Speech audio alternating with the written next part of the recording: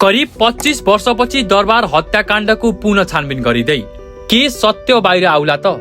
दरबार हत्याकाण्ड नेपालको इतिहासकै सबैभन्दा रहस्यमय र दुःखद घटना हो, जुन 2058 जेठ 21 मा नारायण हिट्टी दरबारमा भएको थियो।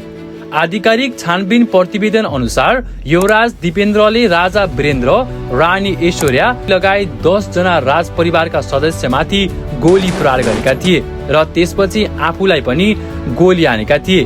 कोमामा रहेका दिपेन्द्र केही समयका लागि कानुनी रूपमा राजा बने पनि 3 दिनपछि उनको मृत्यु भयो र त्यसपछि राजा ज्ञानेन्द्र शाह सिंहासनमा बसे।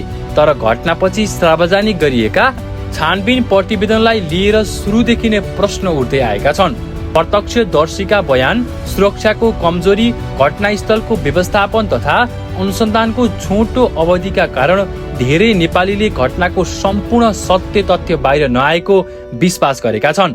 यही बीच गृहमन्त्री सुदन गुरुङले पुनः दरबार हत्याकाण्ड सम्बन्धी पुराना फाइलहरू खोल्दै थप अनुसन्धान गरिने घोषणा गरेका छन्, जस अन्तर्गत विगतका अनुसन्धान प्रतिवेदन र प्रमाणहरूको पुनः अध्ययन गरिने बताइएको छ।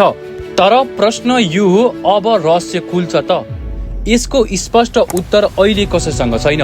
यदि नयाँ अनुसन्धानले पहिले सार्वजनिक नभएका प्रमाण, दस्तावेज वा साक्ष्यहरू फेला पार्न सक्यो भने घटनाबारे थप तथ्य बाहिर आउन सक्छन्। तर घटना भएको 25 वर्ष भइसकेकाले धेरै प्रमाण नष्ट भइसकेका वा सम्बन्धित व्यक्तिहरू उपलब्ध नरहन सक्ने चुनौती पनि छ। त्यसैले नयाँ छानबिनले केही प्रश्नहरूको उत्तर दिन सक्ने सम्भावना भए पनि दरबार हत्याकाण्डको सम्पूर्ण रहस्य पूर्ण रूपमा खुल्छ कि खुल्दैन भन्ने कुरा अनुसन्धानको नतिजापछि मात्रै थाहा हुनेछ। आशा गरौँ सत्य तथ्य बाहिर आउनेछ।